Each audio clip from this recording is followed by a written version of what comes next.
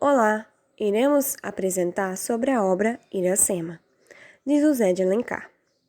Somos da turma M12, segundo ano, e nosso grupo é formado por mim, Bianca Gonçalves, Beatriz Pereira, Cauã e Vitória de Andrade. Os elementos da narrativa são: o gênero é romance, o enredo é linear, ou seja, ocorre numa ordem lógica, o narrador, no caso ali, é observador e está na terceira pessoa. O espaço é físico, ocorrendo no estado Ceará, capital Fortaleza. O tempo é cronológico, ocorrido no século XVI, ou seja, a chegada dos portugueses no Brasil. Os personagens da narrativa são Iracema, mais conhecida na obra como Virgem dos Lábios de Mel, a índia da tribo Tabajaras, Martim, que é o guerreiro português, Irapuã, índio guerreiro, que era apaixonado por Iracema, também da tribo Tabajaras. Araquém era o pajé da tribo de Tabajaras e pai também de Iracema. Calbi, irmão de Iracema. Poti era amigo de Martim, pertencente à tribo Pitaguaras. Japi aparece no final da história como o cachorro que vai junto com os outros personagens à praia. Jandaia é a ave que parece cantar o nome de Iracema. Jatobá, pai de Poti. Jacuúna, irmão de Poti.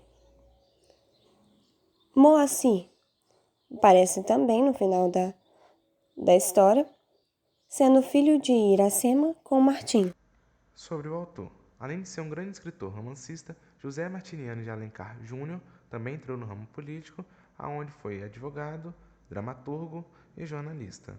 Foi um dos grandes representantes da corrente literária indianista e escreveu romances históricos, urbanos, rurais, regionalistas, tradicionais, poemas e até mesmo comédias, e foi descrito por Machado de Assis como sendo, abre aspas, o chefe da literatura brasileira, fecha aspas.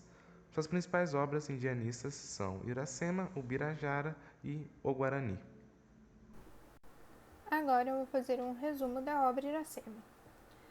O livro ele começa com uma embarcação pelos mares, e nessa embarcação estavam um jovem guerreiro estrangeiro, uma criança e um rafeiro, que é um cão. Essa embarcação ela estava se distanciando da terra, e o jovem se emocionou ao escutar o nome Iracema ecoando com o vento. E surge então a pergunta: o que será que esse jovem está deixando nessa terra? A história da obra começa a ser contada a partir daí.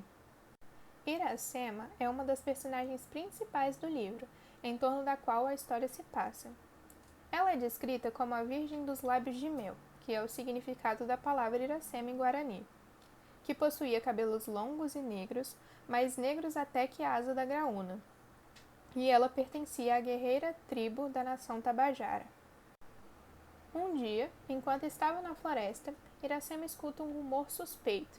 Era um guerreiro estrangeiro, português, que havia se perdido. Esse estrangeiro, ele era branco, de olhos azuis e portava armas. Então, a reação mais imediata de Iracema foi disparar uma flecha contra o guerreiro. Porém, o moço aprendeu que a mulher é símbolo de ternura e amor, por conta da religião de sua mãe, e por isso ele não reagiu. Ao perceber que se tratava de um inocente, ela correu ao estrangeiro, estancou o sangue que gotejava e quebrou a flecha, que era uma maneira simbólica dos indígenas de estabelecer a paz. Depois de uma breve apresentação entre eles, ela leva o guerreiro ferido até sua tribo. O pajé dessa tribo era Araquém, pai de Iracema, que recebeu o estrangeiro em sua cabana como hóspede mandado por Tupã. Eles consideravam a hospitalidade algo muito importante, portanto, o hóspede ele é cuidado por pajé. O hóspede ele quis se apresentar e dizer de onde vinha, mas isso não era algo obrigatório, e ele disse que seu nome era Martim. Depois disso, surge em cena outro importante personagem da obra, que era Irapuã, o chefe dos guerreiros da tribo Tabajara, que considerava os homens brancos que vêm pelo mar guerreiros de fogo e inimigos de Tupã. Esse amava Iracema, e ao descobrir que um guerreiro estrangeiro visitou a tribo e que ela o acompanhou, ele foi tomado por raiva e queria matar o guerreiro branco. A partir de então, o toma como seu inimigo. Iracema e Martim se veem apaixonados um pelo outro, porém, esse amor era proibido, pois Iracema estava prometida a Irapuã e porque ela possuía o segredo da Jurema. Ela possuía esse segredo já que produzia uma bebida com poder alucinógeno que era dada a guerreiros em alguns rituais. Esse segredo que ela possuía estava condicionado à sua virgindade, ou seja, enquanto ela não passasse esse segredo para outra virgem, ela não poderia servir a nenhum guerreiro. Martim sabe que eles não poderiam ficar juntos por serem inimigos, por isso ele pede para que Iracema dê a ele a bebida alucinógena, para que então ele não cedesse à tentação. Porém, no meio de um sonho, alucinação, Martim chama Iracema para se deitar com ele e ela obedece seu chamado. Com isso, ela deixa de ser virgem. O livro diz que ela deixa de ser a virgem de Tupã da tribo Tabajara. Martim, então, resolve retornar para sua pátria, pois isso seria melhor para ele e para Iracema, já que o amor deles era impossível. Ela então pede para que seu irmão Calbi, que voltava de uma caça, acompanhar Martim em sua partida. Porém, no meio do caminho, eles encontram Irapuã e mais 100 guerreiros tabajaras, e Martim enfrenta Irapuã. Em meio ao combate, escutam por um eco na floresta os guerreiros inimigos pitiguaras, e esse eco vinha da taba dos tabajaras.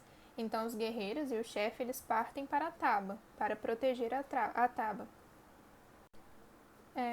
Com isso, depois de algum tempo, o estrangeiro ele escuta um sinal de que Poti, que era seu amigo da nação pitiguara, estava o buscando. E a ideia que Iracema tem para que os moços pudessem partir em segurança é que eles esperassem até a lua das flores nascer, quando ocorria uma festa na qual os guerreiros tabajaras participam, e assim eles conseguiriam partir quando todos os guerreiros adormecessem. E assim eles fizeram. Chegado o dia, partem Poti, Iracema e Martim. Ao saírem das terras dos tabajaras, Iracema se negou a voltar e disse que ela deveria ficar com Martim porque ela não era mais virgem, e se ela voltasse para sua tribo ela seria morta. Então eles fogem. Só que, ao amanhecer do dia, os tabajaras partem em busca dos fugitivos e os encontram. E no momento que os guerreiros tabajaras avistam os fugitivos, eles vão para cima deles. Só que eles escutam o cão de Poti guiando os guerreiros pitiguaras em socorro deles. Com isso, começa um embate entre as duas tribos. Nesse embate, os pitiguaras vencem, os tabajaras fogem, e Martim e Iracema ficam um tempo na terra dos pitiguaras, mas depois eles saem de lá junto com Poti. E então passam a viver os três em uma cabana em terras longe das dos pitiguaras na praia cearense. Passado algum tempo, Iracema engravida de Martim e, por conta disso, ocorre uma grande celebração, onde o mesmo se torna um adepto aos costumes e pátria de sua esposa, filho e amigo, sendo batizado entre tintas e afins com o nome de Coatibo, que significa guerreiro pintado. Após o evento, Poti é convocado por sua tribo para auxiliá-los em uma batalha contra os seus rivais Tapuitinga e Irapuã, os Tabajaras, que curiosamente formaram uma aliança com a finalidade de exterminar os pitiguaras. Poti foi ao encontro de sua tribo acompanhado de seu mais confiável e próximo amigo, Coatibo, que estava triste ao pensar em deixar sua esposa só e que a mesma poderia ir ao seu encontro. Entretanto, Poti logo atirou uma flecha em direção à cabana, simbolizando que Iracema não deveria ultrapassar aquele ponto e esperar pelo retorno de seu amado. Após dias de luta e sofrimento tanto para o cristão que lutava em meio à guerra, quanto para Iracema, que sofria de preocupação e angústia pelo seu marido, este retorna do campo de batalha vitorioso, juntamente de Poti. Diversos meses de aventura e preparação para a vinda do bebê se passaram, e Martim começa a sentir uma forte saudade de sua terra natal e amigos, onde o nascimento de seu filho se torna um fardo, pois é mais um peso que o impede de retornar à terra de sua origem. Por ele não ter coragem de abandonar o filho e a esposa, e também por não poder levá-los à Europa, o cristão passa seu tempo de isolado. E isso afeta Iracema, já que ao ver seu marido descontente e sofrendo, a mesma começa a ficar sozinha, visto que Martin também se isolava em meio à floresta e próximo ao mar, e quando retornava estava com uma feição de tristeza se perdendo em seus pensamentos. Alguns dias se passam desde a situação e novamente uma guerra se inicia, mas dessa vez contra os homens brancos que juntaram forças com os tupinambás para vencê-los. Novamente, Martin parte para a luta pelos pitiguaras, mas sua esposa está muito próxima de dar à luz, deixando-o preocupado e com o desejo de retornar o mais rápido possível. Passado algum tempo, desde a partida de seu amado, Iracema luta fortemente contra as dores da gravidez e dá à luz sozinha em meio à margem do rio, próximo a um coqueiro, dando o nome de sua prole de Moacir, o nome que recebera por ser fruto de seu sofrimento. Dias depois, completamente desamparada e com dores nunca antes sofridas, a filha de Araquém se esforça para alimentar com mingau seu filho, pois era incapaz de amamentá-lo, já que não comia há tempos por tristeza pelo seu marido. Caída no chão e entristecida, um vulto aparece em frente à porta de sua cabana. Era seu irmão Calbi, que veio atrás dela, mas não por vingança, e sim para ver a felicidade novamente em seu rosto. Após fazerem as pazes, Calbi a auxilia a cuidar de seu sobrinho e a felicidade toma conta de seu rosto. Ao nascer do sol do dia seguinte, Iracema pede para que seu irmão se retire, para que o mesmo não olhe para sua tristeza e retorne para cuidar de Araquém. Calbi atende o pedido da irmã com a condição de visitá-la de tempos em tempos e desaparece em meia floresta. Ao fim da tarde, já praticamente sem forças, Iracema vai em direção à porta e despenca em meio à areia, tendo a esperança de que seu marido retornará para casa são e salvo. Após uma árdua batalha e tendo partida de casa a 8 luas, Martin retorna para sua residência, lentamente, pensando e refletindo ao lado do irmão, e ouve os latidos do rafeiro, e logo após encontra Iracema, que acabara de cair em meio às areias da praia, correndo desesperadamente em sua direção.